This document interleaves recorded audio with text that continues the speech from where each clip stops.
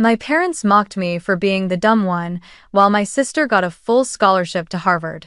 On her birthday, Dad announced she'd inherit everything, including our family's $80 million company, a brand new Tesla, plus the $15 million New York mansion. I sat quietly in the back until a stranger walked in, handed me an envelope, and whispered, "It's time to tell them who you really are." Before diving into the story, I want to thank you for being here and listening. Drop a comment with where you're watching from. I'd love to see how far this story reaches. Hi, my name is Olivia Carter. I am 27 years old. I was born and raised in a wealthy family in Greenwich, Connecticut, where grand old mansions lined the tree-shaded streets, where appearances always had to be spotless while the truth inside was full of cracks. In my parents' eyes, I was never a true daughter. They called me many names, but the one that clung to me throughout my childhood and haunted me well into adulthood was only 2 words: the dumb one. Since I was little, that phrase felt like an invisible label pressed against my forehead, making every effort, every dream of mine fade beneath endless comparisons to my sister. Sophia Carter, my older sister, was the absolute pride of my parents. She was intelligent, talented, and earned a full scholarship to Harvard. Every achievement of hers was celebrated as if it were a triumph for the entire family, while my presence was overlooked like a shadow. I cannot count how many times I tried to raise my hand to speak during family dinners only to be cut off, or when I shared a small accomplishment only to be laughed at. Sophia walked in the light, while I was forced to remain in the darkness behind her. Family dinners in my house always felt like a strict ritual, no different than a staged performance in which I never had a role. The walnut dining table stretched so long it felt as though the distance between me and my parents was an entire world. My father, Richard Carter, always sat at the head of the table, his posture rigid, his cold eyes carrying judgment in every glance. To his right was my mother, Evelyn, who wore a constant polite smile and maintained a flawless exterior, yet her eyes often betrayed disdain whenever they landed on me. To his left was Sophia, the family's golden daughter, who always occupied what was considered the seat of honor. And me, Olivia. I was pushed down to the very end of the table, so far that I had to lean forward just to catch what they were saying. That arrangement was not just a habit, it became a symbol of our place within the family. Sophia at the center, and me forever a shadow at the edge. Dinners always unfolded like a play on repeat. My father would begin by asking Sophia about her day at school, about the achievements he already knew would give her something worth bragging about. My mother chimed in with praises, sometimes exaggerated, as if every A Sophia earned were a Nobel Prize. I sat quietly, waiting for a chance to slip in a small story about myself. But almost every time, just as I opened my mouth, another question was tossed to Sophia, or my father abruptly changed the subject. There were moments when I rehearsed in my head dozens of times how to share something interesting from school, but by the time I got the opportunity to speak, all eyes had already shifted away. My voice echoed into a void no one cared to fill, then faded into silence as if it had never existed. I still remember one moment vividly, when I was 8 years old. I had poured my whole heart into drawing a landscape for an art contest.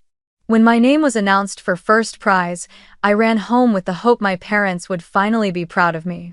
I still held the certificate in my hand, the ink fresh and fragrant.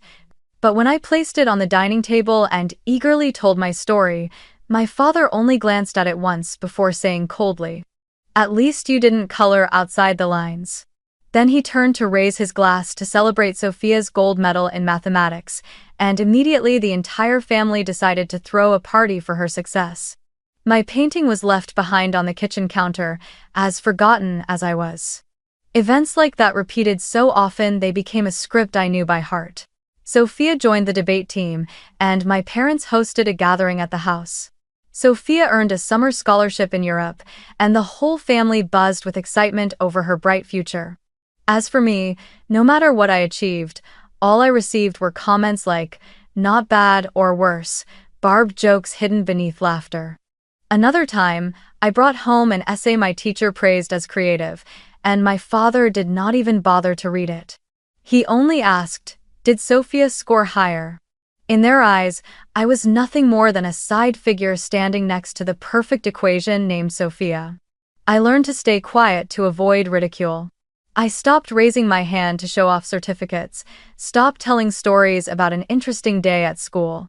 I swallowed even the smallest memories that made me happy, because every attempt to share only meant being interrupted or mocked. Silence became a fragile armor I wore to shield myself from the scrutinizing looks and cold words of my own family. But even as I grew used to it, each small wound still accumulated beneath the surface. I often watched in silence as Sophia was pulled into my parents' arms, showered with sweet words of praise, and wondered if I would ever hear the sentence, "We're proud of you." At night, lying in my small attic room, I imagined a day when my father might sit beside me, listen to me talk about what I loved, about the dreams that had not yet taken shape. But every morning, when I sat down at that long, cold dining table, reality struck me across the face once again. Sophia was celebrated, and I was only reminded that I would never be enough. One winter evening, I remember it as clearly as if it were yesterday. The dining room shimmered with candlelight reflecting off the long wooden table, the clinking of silverware echoing like a lifeless soundtrack. My father, as always, sat upright at the head of the table, his dark suit carrying the stale scent of smoke and heavy liquor. In front of him was a glass of red wine, its surface swirling, his gaze sharp and commanding in a way that kept everyone in the house cautious. Sophia sat at his right, her sleek hair falling gently over her shoulders, her face glowing as she shared a story about a science presentation praised by a Harvard professor. My father listened to every word, nodding with pride, then raised his glass high, his deep voice booming like a decree. "Sophia, you truly deserve to be the future of the Carter family." Those words felt like a knife driven straight into my chest. The entire table burst into applause, laughter filling the room as if they were attending a coronation. I sat at the far end, my chopsticks trembling slightly in my hand, my head lowered so no one would see my eyes begin to glisten.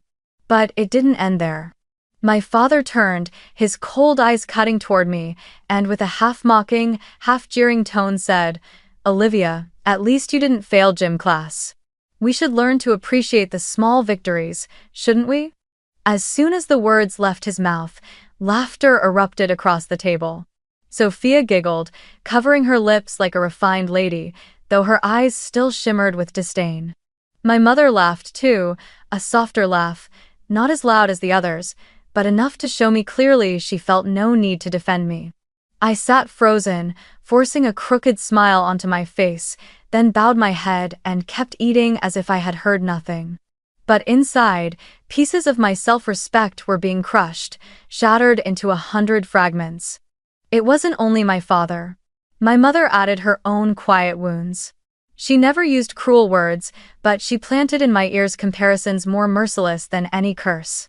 Each time she handed me a plate of food, she would sigh and say, "Why can't you learn your sister's diligence?" When she saw Sophia waking early to study, she would turn to me with a casual tone. "Olivia, if only you tried a little harder, maybe things would be different." These were not shouts or scoldings, but like drops of water falling steadily on stone, day after day, until I felt my sense of worth erode, leaving me nothing more than a silent shadow in my own home. I tried many times to fight back. Once, when my mother said I would never be as hardworking as Sophia, I snapped, "I work at the cafe every day too. I know how to take care of myself." But instead of recognition, my father laughed mockingly. "Oh, serving coffee counts as diligence now? Maybe you should thank Sophia for preserving this family's reputation." My mother stayed silent, her eyes fixed on her plate as if I had just said something foolish. Sophia smiled knowingly, a victory she did not even need to argue for. Those words might have seemed harmless on the surface, but they carved into my mind the feeling that I would never be enough. They planted in me the belief that all my efforts were nothing but a joke to them, that no matter what I did, I would always come second to Sophia, always be seen as the failure. I gradually learned to swallow every emotion, to suppress every reaction, just to avoid becoming the target of the next round of laughter. I stayed quiet, because silence meant fewer wounds. But that silence was not complete surrender. It was more like a shell I built to hide the wounds that grew deeper inside. Every time my father spoke of the future of the Carter family, I felt myself erased from that picture, as if I were an outsider in my own home. Each time my mother compared me, I heard a whisper in my head, "You're not good enough. You're not worthy." And the most terrifying part was that I started to believe it. I believed I really was the dumb one, the useless label they had stamped on me since childhood. Throughout my childhood and into my teenage years, surrounded by cold stares and biting remarks that made me believe I was nothing more than a shadow in the family, there was still one person who truly saw me, understood me, and gave me the sense that I mattered. That was my grandfather, Henry Walsh. He lived in Boston, in an old red brick house with a small garden full of lilacs that bloomed into soft waves of purple each spring. He was the founder of Carter Group, the man who built the empire from nothing, but after retiring he spent most of his time reading, writing in his journals, and tending to his plants. Every time I visited him in Boston, it felt like stepping into a different world, one where I was no longer the dumb one, but simply Olivia, his granddaughter. What made him special was that he never once asked about my grades, whether I was keeping up with Sophia, or how I had made my parents proud. Instead, whenever I sat beside him on the wooden chair on his porch, he would quietly pour me a cup of warm herbal tea and ask in his calm voice, "What do you love, Olivia? How do you want to live?" At first, those questions left me hesitant, because no one in my family had ever cared to ask about my feelings or my dreams. But as I grew familiar with the kindness in his gaze, I began to open up. I told him that I loved painting, that sometimes I imagined opening a small gallery in Brooklyn where people could come to find peace. I told him that I enjoyed listening to others, that I found comfort in empathy, even if no one else saw it as a skill. He nodded, his gentle eyes glowing with genuine joy. "That is who you are," he said. "Not grades, not medals. You have something Sophia doesn't: patience, humility, and the ability to listen. One day, when the time comes, you will understand the true value of those things." His words etched into me like a prophecy. I didn't fully understand them then, but every time I returned to Greenwich and sat once again at the cold far end of the dining table, the memory of his warm voice echoed in my mind like a dim light flickering against the suffocating darkness of disdain. When I was 16, after a heated argument with Sophia about her mocking my part-time job, I ran upstairs, crying uncontrollably, and called my grandfather. Just a few hours later, he drove 2 hours from Boston to our house in Connecticut. He didn't make a scene or scold anyone. He simply knocked gently on my door, sat down beside me, and held my hand. "My dear, never mistake their blindness for the truth," he said slowly. "They don't see you, but that doesn't mean you don't exist. You have something that Sophia and even your parents don't, a heart that knows empathy. And one day, people will realize that you are the one strong enough to carry the weight." I hugged him, feeling my heart ease for the first time. To me, my grandfather was not only the only family member who stood by my side, but also the silent witness to all the pain I endured. He didn't need many words. His presence alone was enough to make me feel I wasn't completely invisible. Trips to Boston became the rare days when I could breathe freely. I remember the mornings he took me walking along the Charles River, pointing out the rowers already out before sunrise, telling me, "They may not be the best, but they are persistent. And persistence is the foundation of victory." I remember the afternoons spent in his small library, when he would take down an old philosophy book, read me a few passages, then ask what I thought. When I hesitantly shared my opinion, he never laughed at me. He simply nodded and said, "You think more deeply than you realize." Those words, simple as they seemed, carried a quiet power that saved me. Thanks to him, I began to believe that I wasn't completely useless. I didn't yet know how to prove myself to the world, but at least I had one person who believed in me. In the years that followed at home, when my father repeated his refrain that Sophia is the future of the family, and when my mother dropped another comparison that pierced my chest, I silently recalled my grandfather's image, his voice reminding me that I carried qualities they would never see. That memory kept me from collapsing entirely, preserving a fragile hope that one day his words would come true. By the time I turned 16, the gap between Sophia and me was no longer just about praise or criticism at the dinner table. It had become a chasm impossible to fill. My father began taking Sophia with him to Carter Group's board meetings, the company he proudly called the family's empire. I remember mornings when the sun was just rising over the tree-lined streets of Greenwich, and the black luxury car would already be waiting at the gate. Sophia, dressed impeccably, would climb into the car with my father, her eyes glowing with pride. From the attic window, I watched their figures disappear down the paved road, my heart swelling with the ache of being left behind, like an unnecessary object in the family's grand portrait. While Sophia was guided step by my father to become his successor, I was left with the tasks no one wanted. My mother told me to clean the living room before guests arrived, reminding me over and over. At least you should help keep the house tidy, so people won't think we have a lazy daughter. When the company held events, Sophia wore elegant gowns and stood beside my parents in photos that appeared in business papers, while I was sent to buy extra bottles of wine, prepare cold towels, or clean up the mess after everyone left. Even while living in the same house, I felt like a guest, someone present but never considered a true part of the family. I knew I could not wait for recognition from them, so I searched for ways to take care of myself. I took a morning shift at a small cafe near school, starting at 6 a.m., where the smell of roasted beans and the clatter of grinders became familiar sounds. In the afternoons, I worked at a supermarket, stocking shelves until my arms ached. Every small paycheck I earned, I carefully tucked into a savings account for college because I knew my parents would never support me the way they did Sophia. To them, Sophia was worthy of every investment, while I was not worth the expense. During those long, exhausting days, what hurt me most was not the aching legs or the cracked hands, but coming home. Every time I opened the door, my hair still carrying the scent of coffee or my clothes marked with the smell of groceries, Sophia would give me a half smile and say mockingly, "Make sure you wash up, Olivia," or Carter Group's clients might catch a whiff of grease and we'd all be embarrassed. Her words felt like a slap. But what hurt more was that my parents never defended me. They never corrected Sophia. Instead, they laughed along, treating it like a harmless joke. "She's right, Olivia," my mother added. "You should keep up the family's image, at least while you're still living here." I swallowed hard, forcing down the lump in my throat, reminding myself that any reaction would only give them more reason to ridicule me. The older Sophia grew, the more she stepped into my parents' world, while I was pushed further away. I remember one time Sophia accompanied my father to a conference in New York, surrounded by investors and prominent politicians.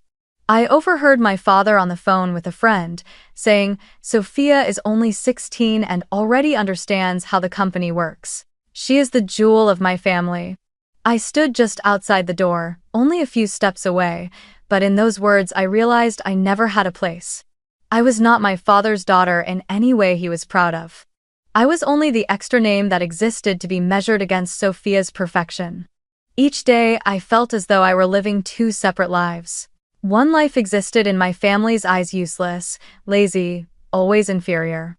And the other life was the one I struggled to build outside, an independent girl, working hard to keep her small dreams alive. Only my grandfather Henry ever saw me the second way, but he lived far away in Boston, and I could not always turn to him. Most of the time, I had to endure alone in that vast but cold house. The distance between Sophia and me grew clearer with each passing year, not just in where we sat at the dinner table or in family photos, but in how everyone treated us. Sophia was seen as the center of the universe, while I was like a small planet orbiting quietly on the outside, my existence unnoticed. And that distance stirred a storm inside me, a silent urge that one day I had to step out of the shadows, no matter what it took. In the days leading up to Sophia's 24th birthday, the Carter house in Greenwich transformed into a bustling construction site. My mother barely slept, rushing from calls to a Manhattan florist to endless revisions of the menu with the hotel chef, her voice echoing through the halls in a constant flurry. The landline rang nonstop, her high heels striking against the marble floors like pounding drums, while staff hurried back and forth with boxes of gifts, bottles of wine, and table linens. My father was just as busy, though his busyness carried the weight of power. Phone calls with shareholders, instructions to the company's media team, and discreet meetings with reporters to ensure that Sophia's birthday would not simply be a party, but a public declaration his daughter was the heir. In that whirlwind of preparation, I was nothing more than a faint shadow blending into the backdrop. No one asked what I thought, and no one cared what I might wear. The only task my mother handed me was a thick stack of seating charts. "Don't mess this up, Olivia," she stressed, pressing the papers into my hands. "This guest has to sit next to that official. This investor must be placed at the same table with the Harvard board member. Do you understand?" I nodded, though I knew perfectly well that my role at the party would be limited to making sure everyone else sat in the right place, while I remained at the far back row, where no light would ever reach. That day, my mother took Sophia to try on dresses on Fifth Avenue. The fitting room glittered with shimmering gowns, and the sales associates flattered her as if she were a Hollywood star. I stood outside, arms crossed, waiting silently for hours. No one thought of picking out a dress for me. When I finally let slip, "What about me?" my mother gave me a quick glance and brushed me off. "You can wear the blue dress from last year. No need to draw attention, Olivia." I bit my lip and said nothing more. The truth was, that dress was old, the zipper caught a little, and the fabric had lost its sheen. But in their eyes, I was never meant to stand out in any photograph. I remember the night before the party, standing quietly in front of the mirror, slipping into that faded blue dress. It pinched at the chest and hung loose at the waist, making me look awkward. I turned, staring at my reflection, and asked myself, would anyone notice me tomorrow, or would I just be a blur in the background of the frame? The answer was painfully clear. I drew in a deep breath and reminded myself to be ready, because tomorrow would only be another familiar performance. Sophia at the center, my parents applauding her, while I sat quietly, the target of casual ridicule. On the morning of the party, the whole family headed to Manhattan. A long limousine waited at the door, the driver in a black suit holding the door open as my parents and Sophia stepped inside. I quietly adjusted my dress and slipped into the back row of seats. Sophia glowed in her brand new gown, the crystal neckline sparkling, her smile wide as if the entire world revolved around her. My parents fussed over her, straightening her father's tie, coaching her on greetings and handshakes, while I sat in silence, staring out the window at the familiar streets I once walked to my part-time jobs. The contrast made me feel like an outsider who had mistakenly boarded the car of a family that never truly considered me one of them. When we arrived at the hotel, the sight nearly overwhelmed me. Chandeliers poured down golden light across the gilded lobby, hundreds of staff hurried about arranging tables, and the air was thick with the scent of expensive perfume. I was handed a seating chart and told to check every place card to make sure guests sat exactly where they were supposed to. No one asked if I had eaten or if I needed a break. I was simply another cog in the machinery, a small, replaceable part, and most of all, a figure destined to be hidden in the day's grand picture. Music swelled as the great doors to the ballroom opened, revealing a space drenched in crystal light. From my place at the very back, I could see the entire room like a glittering stage. Guests streamed in. Renowned business figures I had only ever seen in the news, polished politicians in tailored suits, and Sophia's Harvard friends, each one radiating the effortless confidence of people born to be celebrated. Laughter rippled through the air, glasses clinked in rhythm, and together they painted a portrait of extravagance, one I knew I would never belong to. Sophia stood at the center, like a star blazing against a dark sky. Her crystal-studded gown caught the light, turning each step she took into a performance. Guests crowded around to congratulate her, shaking hands, embracing her, as if this were not merely the birthday of a 24-year-old woman, but a historic event in New York's elite circles. I sat still, my hands clenched tightly in my lap, trying not to let myself feel misplaced. Every time I lifted my eyes, I caught Sophia's mocking glance, a look that reminded me I was nothing more than a side character in her grand story.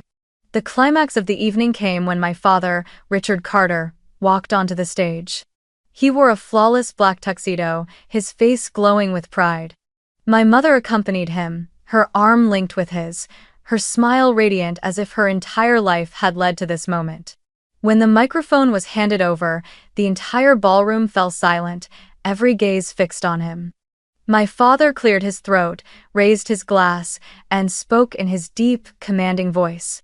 "Ladies and gentlemen, today is not only my daughter Sophia's birthday, it is also the moment to announce to all our friends, partners, and family. Sophia Carter will be the sole and rightful heir of the Carter legacy." A ripple of whispers swept through the crowd.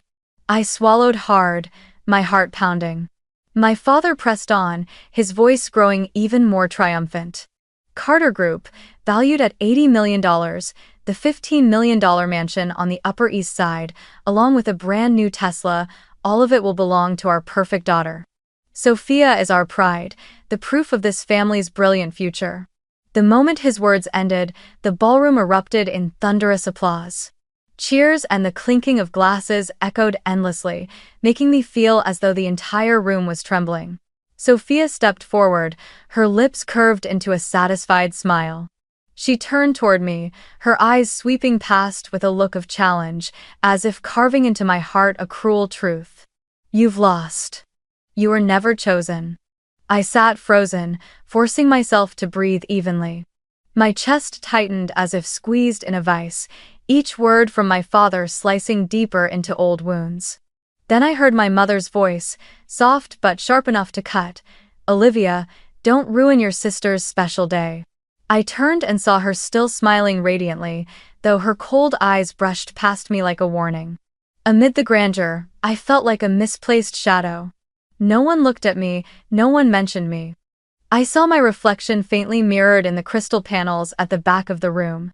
The faded blue dress, my hunched posture, my eyes glistening as I fought back tears. While Sophia stood radiant, basking in applause like a queen being crowned, I was left with the suffocating weight of humiliation pressing against my chest.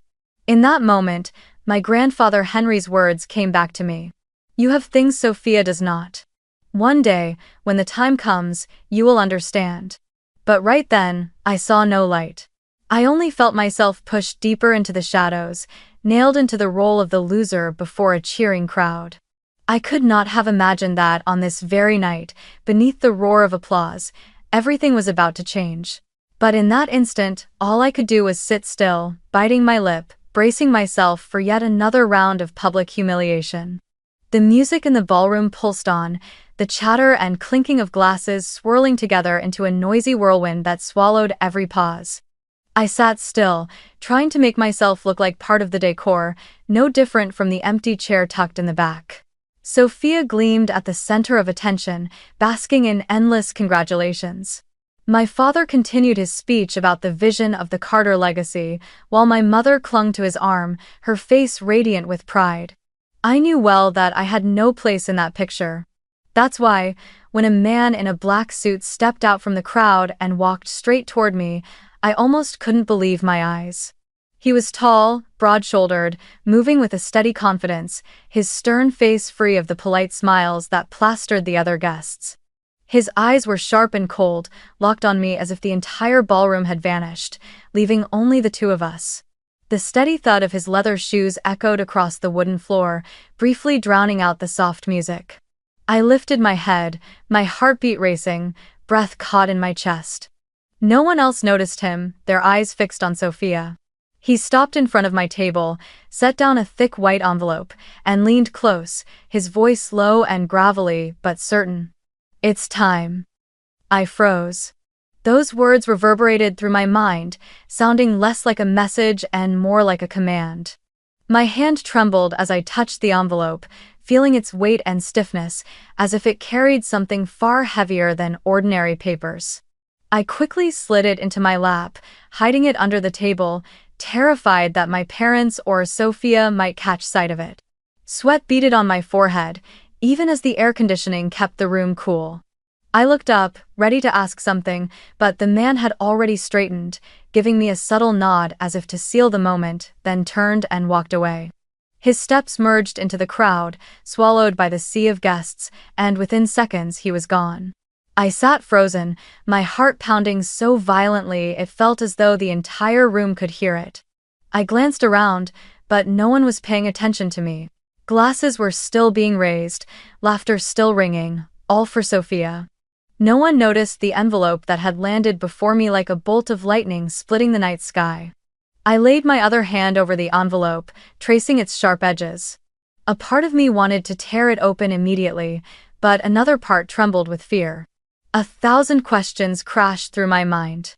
What's inside? Why me? Who sent him?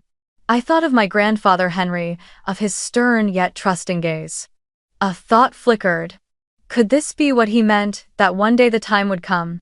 I sat as still as stone, clutching the envelope, my heartbeat hammering against my chest.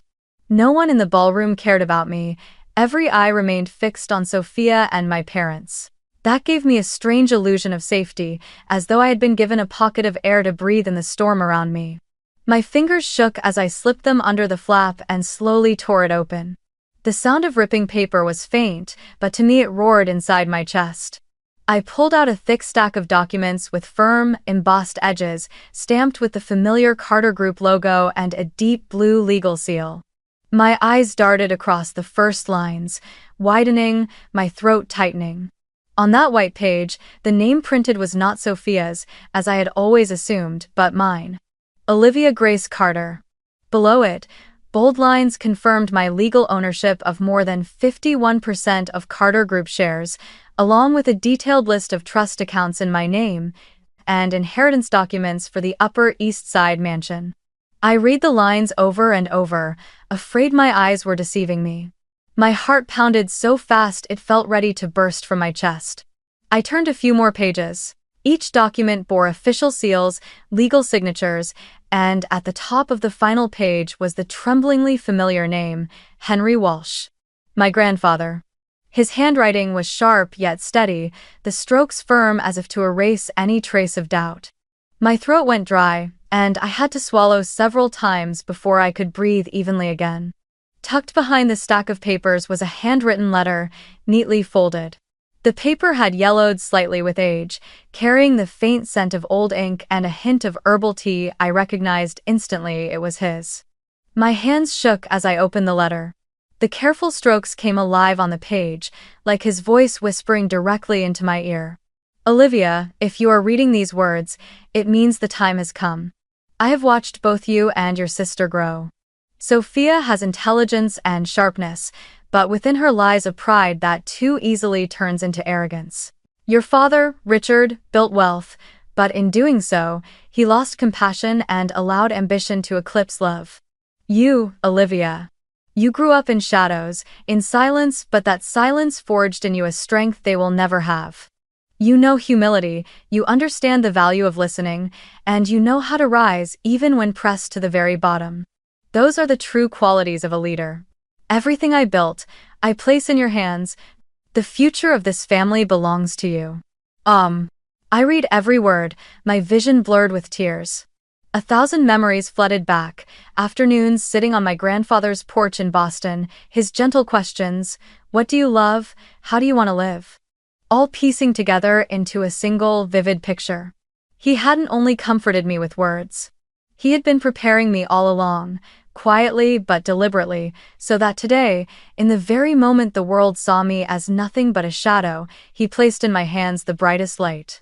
I bit my lip, holding back sobs. In my head echoed Sophia's mocking laugh, my father's jeers, my mother's cold comparisons. For years they branded me, the dumb one, turning me into the family's punchline, even at the dinner table. Yet here in my hands lay undeniable proof of the opposite. My grandfather had never been blind. He had seen me, seen the smallest things, and entrusted me with everything. Pressing the letter against my chest, I closed my eyes. For the first time in my life, I felt seen, acknowledged. The pain of all those years broke open, not in bitterness, but in a new kind of faith. I was no longer Olivia, the girl at the end of the table, wearing an old dress, dismissed and belittled. I was Olivia, the one Henry Walsh had chosen to carry forward his legacy. I drew in a deep breath, letting the strength of his words fill every corner of my being. Outside, the music still played, the applause still thundered, Sophia still stood on stage, soaking in the praise. No one knew that in the far corner of the room, the entire balance of power had quietly shifted. I looked down at the documents, then raised my head, my gaze steadier than it had ever been. I understood that the moment of confrontation would come, and this time, I would not be silent. The music still poured down like a waterfall of light, but inside me, another kind of silence was rising, the silence of decision. I folded the letter, slipped it back into the stack of papers, and laid my hand over it as though pressing against the very beat of my own heart. Then I stood. The chair scraped lightly against the wooden floor, a small sound that in my mind rang like a bell. I walked along the aisle between tables, past the white drapes, past the crystal glasses trembling with reflections, past the eyes that still failed to register my presence. Each step felt like treading over the years of being dismissed. The long, cold dinners, the laughter at least you didn't fail, Jim, the sneers about washing my hands because of the smell of grease. I drew in a deep breath and placed my foot on the first step leading up to the stage. My heart pounded, but my breath was steady. I knew what I was about to do. And I knew that after this moment, I would never be the same again. My father was raising his glass, the spotlight catching his face and sharpening his victorious smile. As I reached the podium, a few nearby guests turned in surprise. I set the folder of documents on the lectern, pressing my palm against it to feel its weight, then drew the microphone close to my lips. "This moment belongs to me," I said, my voice low at first but unwavering. The words sliced through the music like a blade. The entire ballroom jolted in shock. Whispers erupted instantly, spreading like sparks racing across a dry field. My father snapped around, his eyes instantly darkening. "Olivia, get down this instant," he growled, his voice low but sharp as a whip. "Don't disgrace this family in front of my friends." I looked straight at him, and what I saw wasn't worry, it was fury, because the order he had ruled over for so long was being broken, and by me. At last, I had learned not to flinch beneath that stare. I lifted the folder high, angling it so the lights caught the bold blue seal. "Grandfather Henry signed this transfer legally," I said, enunciating each word. "The majority shares of Carter Group, the trust accounts, the deed to the mansion, all of it is under my name. And this letter, in his own hand, declares that the future of this family belongs to me." A wave of commotion rippled through the crowd. Guests in the front rows shot up from their seats, glasses tipped, crystal chiming faintly as they collided. I caught a senator frowning, an investor who had been laughing suddenly sobering, and a journalist half-raising his camera before lowering it again, unsure if this was a staged performance or an actual detonation. Sophia rushed to the edge of the stage, her face pale under the lights, her eyes wide with disbelief. "No, that's impossible," she screamed, her voice cracking. "I'm the one who deserves it." Her words ricocheted against the crystal ceiling, harsh and jarring. I turned to her, meeting her gaze. "Deserving doesn't come from applause," I replied, my voice calmer than I ever imagined it could be. "Grandfather saw what even you could not: humility, patience, and the ability to listen. Those are what have kept this family from rotting from the inside out." My father stepped closer, his fist tightening, veins standing out along his neck. "Give it to me," he hissed through clenched teeth. "Don't turn your sister's birthday into a circus." He lunged to snatch the documents, but I was quicker. I pulled out the letter, unfolded it wide, and read aloud beneath the lights. "Olivia, if you are reading these words, it means the time has come. I place in your hands everything I have built. The future of this family belongs to you." Each word I spoke drove another nail into the coffin of the lies that had weighed on me for so long. I heard faint gasps, sharp intakes of breath, and felt the entire room tilt toward the truth now laid bare. My mother clutched my father's arm tightly, but not before casting me a blazing look. "Olivia, what are you doing? You'll ruin everything." I lowered the letter and looked at her. You call it everything, the very same everything that always excluded me? My voice was soft, but years of pent-up emotion surged through every syllable. I've sat at the end of the table for 27 years. Tonight, I'm only standing where I should have been all along. Sophia snatched a microphone from an attendant, her voice shaking with rage. You think a few pieces of paper can change everything? I've worked tirelessly. I've brought honor to this family. I locked my gaze on hers, unblinking. You've worked for the spotlight, I answered evenly. Grandfather taught me to work for those standing in the shadows. A faint cough echoed from the far end of the hall. Then a tall figure appeared, cane in hand, moving slowly but with certainty. The entire ballroom turned to look. I recognized the walk before I even saw the face, Henry Walsh. He said nothing at first. He simply walked, each step deliberate, down the aisle lined with overflowing wine glasses and white drapes, until he stood beside me. The lights poured down on his slightly stooped but unyielding frame, and in that instant, I felt everything snapping back into its rightful place. He placed a hand on my shoulder, light, yet steady. Then he turned his gaze squarely on Richard, his son-in-law, and spoke in a voice deep and resonant. I know what I signed, Richard. And I know why I signed it. The words were simple, but they landed like a verdict. He inclined his head toward Sophia, his eyes not condemning, but holding up a mirror before her. Sophia has talent, but talent without discipline and humility will soon collapse into arrogance. No. Then his gaze shifted back to my father, and this time his tone hardened, a line drawn straight and unbending. Richard, you built wealth, but in the process you abandoned people. You let the family's prestige become a wall that shut out compassion. Carter Group cannot be just a balance sheet. It must be about people who trust one another. His hands squeezed my shoulder gently, as if stamping his final seal. Olivia is the one who understands the true value of Carter Group. Oh! For several seconds, the ballroom was utterly silent. I could hear the faint breath of the air conditioner above and feel the pulse thudding at my own wrist. Those who had laughed so loudly earlier now glanced at one another, uneasy, as though realizing they had been standing on the wrong side. A fund manager leaned forward, his eyes lit with the gleam of someone who had just spotted a long-term opportunity. A Harvard professor furrowed his brow, then gave the slightest nod, like completing a difficult proof. My mother slipped her hand from my father's arm, her smile frozen half-formed. Sophia stood motionless, her hands gripping the edge of the table, her crystal gown scattering 100 fractured lights as though draining from her face. And my father, his jaw set, the authority that had once dominated every room suddenly powerless. The applause came slowly at first, tentative claps tapping the silence like someone testing fragile ice. Then it grew, heavier, louder, crashing together in an unbroken rhythm. I felt the shift in the air, like a wind turning in an instant. People rose to their feet, others leaned across tables to see me more clearly. I noticed young employees, those who had always stood at the edges of these gatherings, clapping harder than anyone, their eyes shining in a deeply human way.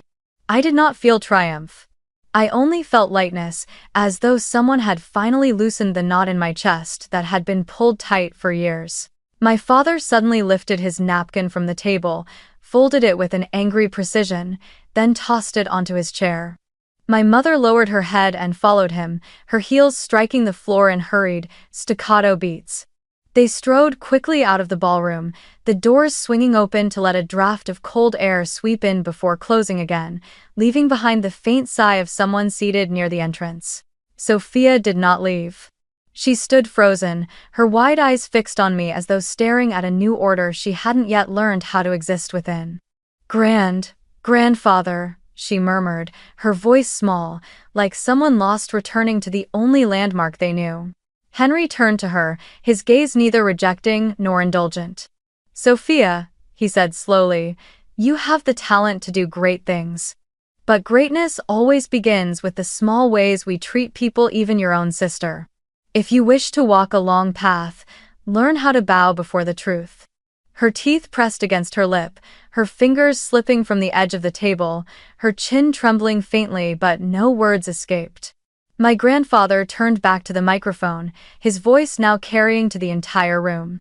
From tonight onward, Carter Group will return to the purpose it was founded upon: to create dignified jobs, to conduct business with integrity, and to place human values on the same table as profit.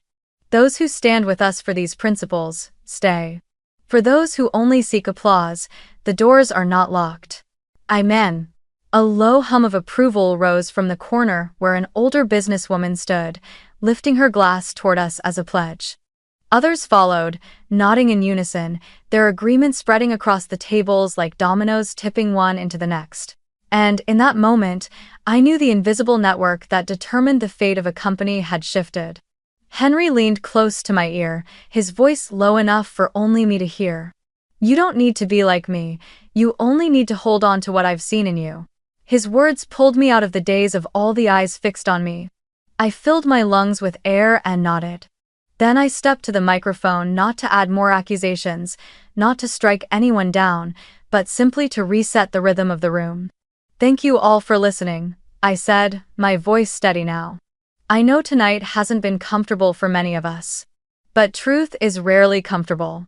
Starting tomorrow, if you choose to stay, we'll begin by meeting the team, opening the books, and listening. I believe a strong company is built more from honest questions than from polished answers." More applause rose, not the applause for a show, but for a promise that could be measured. Sophia stepped forward, the sound of her shoes on the floor like a small signal asking for space to speak. I turned to her, neither defensive nor combative. She opened her mouth, then closed it again, as if the familiar words, deserve, position, tradition, had crumbled on her tongue. At last, she whispered so softly it seemed meant only for herself. "You were there all along." I nodded. "And you can be here," I replied, "if you're willing to start by looking straight." There was no applause this time. Only a gentle, good silence that wrapped around us for a moment, a silence my family had never allowed before. A human resources manager stepped forward, introducing himself, saying the staff had been waiting for this shift toward listening for a long time. A young employee, the same girl who had once been cut from a project for not having the right connections, came closer, whispering, "Thank you," her eyes rimmed with tears, as if receiving an apology on behalf of the entire system. And I realized then that tonight's story had stretched far beyond the bloodlines of my family. It had reached those who had long been seated at the end of the table in more ways than one. As the orchestra shifted into a slower piece, the atmosphere eased. Henry lifted a glass of water, no longer drinking wine, and guided me down from the stage. He said he needed to sit for a while, resting his cane beside the chair. I sat with him, the two of us tucked into a corner near the tall windows that overlooked the glowing avenue. "You just made it through the hardest moment," he said, his eyes tired yet warm with a smile. "The rest won't be easy." "But hard doesn't mean wrong." I answered, "I know, and I won't walk it alone." He nodded. "No. You have those who clapped at the right moment for the right reason, not because of the titles on their cards, but because of what they believe in." Far across the hall, the doors where my parents had left remained shut. I felt no triumph in recalling my father's flushed face or my mother's shattered smile. What I felt was a sadness finally named and then released. I knew there would still be difficult conversations, letters from lawyers, speculative headlines. But just as Henry had said, hard does not mean wrong. And what is right, once spoken with kindness, always finds a way to stand firm. As the guests gradually dispersed, some came to shake my hand, brief but sincere. The chandeliers dimmed a notch, scattering faint star-like reflections across the polished wood floors. Sophia was still there, perched on the edge of an empty chair, her eyes stripped of their old fire of pride. I did not approach, but I left the door open with a simple nod. Her journey, like mine, perhaps was only just beginning again. Henry rose gently, tapping his cane against the floor, signaling it was time to leave this room behind. I took his arm, and together we walked past the very last row of seats where just an hour earlier I had sat clutching the envelope as if it were a secret I could never share. Now, that secret had been spoken aloud. What remained was not applause, but a strange, quiet steadiness in my chest. The ballroom doors closed behind me, sealing away the music, the laughter, the noise beneath thick walls. I stepped into the hotel lobby, and the night air of New York rushed in car exhaust, the scent of coffee from the corner cafe, neon lights spilling across rain-slicked streets. I tilted my head back to the skyscrapers stretching upward, glittering with light. It felt as though the whole world had opened before me, no longer hemmed in by invisible walls that once pinned me to the end of a dining table. No longer diminished by the eyes that measured me against someone else. For the first time in years, I felt myself standing squarely at the center of my own life. Grandfather Henry stepped slowly behind me, his cane tapping steadily against the marble floor. He stopped at my side, lifting his gaze to the city's brilliance. "Now you see, don't you?" he asked, his voice low but strong enough to drown out the chaos outside. I turned, meeting his eyes, the same eyes that had been my only anchor through childhood. He rested his hand on my shoulder, old yet steady, and continued, "Carry this with you, and use it well. Not for revenge, not to prove them wrong, but to live true to yourself, and to build what you know is right." I nodded, my eyes stinging. All those years I had waited for my parents' acknowledgement, for a word of praise, for a warm glance suddenly revealed themselves as a pointless vigil. I understood now. I did not need them. I had never truly needed them. My worth was never bound to the labels they had slapped on me, the dumb one. Tonight, I had torn that label off and cast it away, not because they handed me a new one, but because I finally saw that I had never worn it at all. I closed my eyes, inhaling deeply until my lungs filled. The sounds of New York honking horns, bursts of laughter, the tap of shoes on the sidewalk suddenly became a soundtrack of freedom. I remembered the nights I worked late at the cafe, my hands stained with the smell of burnt coffee beans, my clothes heavy with grease, while Sophia returned from trips across Europe with suitcases of designer brands. I remembered the times my mother looked at me and sighed, "Why can't you be more like your sister?" I remembered my father's booming laugh. "At least you didn't fail gym class." All of those things that once seemed to define me were now nothing more than fragments. I turned to my grandfather and said softly, "I used to think I had to fight just to be seen by them. But now I understand I don't need their eyes on me. I only need to believe that I am worthy." He smiled, his face lined with age but glowing with light. "Exactly. That's all I ever wanted for you to see it yourself, and now you do." We sat in silence, watching the traffic stream down the avenue. I thought of Sophia, of her stunned eyes, the tremble at her lips when she heard the truth. I didn't hate her, I only felt pity. Pity for the illusion she had been raised in that the light belonged to only one person. I thought of my parents, their flushed faces, their anger and shame forcing them out of that ballroom. I knew they would return, with accusations, with resistance, but that no longer frightened me.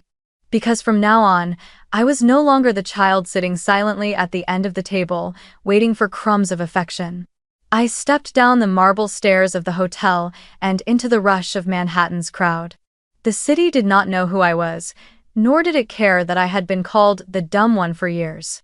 Yet it stretched wide before me, as if whispering, "Every road is open, if you have the courage to walk it." I felt each step strike against the cold pavement, but my heart glowed with a warmth I had never known before. That night, I returned to my small apartment in Brooklyn, the one I had rented with my own earnings, where every corner carried the mark of my own effort. I sat at the table, spread out the documents, and read my grandfather's letter once more. Each word, each stroke of ink felt like a reminder. You were never worthless. You only needed the right moment to prove it to yourself. I switched on the desk lamp, opened a fresh notebook, and wrote on the very first page. From this day on, I will not live to be recognized. I will live to build, to love, and to become the truest version of myself. I closed the notebook and set it down, feeling lighter, as though I had laid aside the weight that had pressed on me for 27 years. Outside the window, New York's lights shimmered, reflecting across the East River like thousands of fallen stars.